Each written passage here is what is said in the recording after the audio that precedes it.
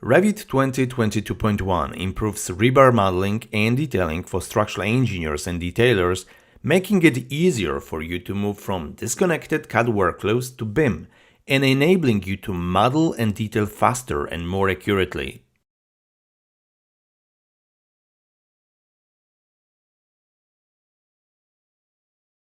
You can now edit the rebar constraints to adjust the bar lengths or distances to the concrete faces of multiple rebar sets simultaneously.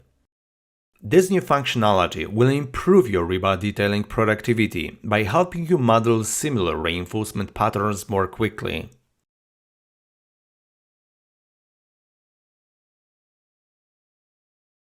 The rebar coupler size is now automatically adjusted to match the sizes of the bars you are connecting or have previously connected.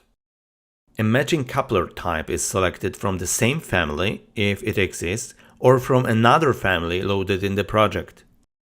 Couplers are no longer deleted when they do not match the connected rebar, and you can place couplers between bars of different diameters without errors.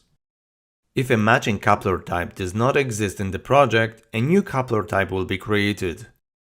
This enhancement will significantly improve your productivity while working with rebar couplers.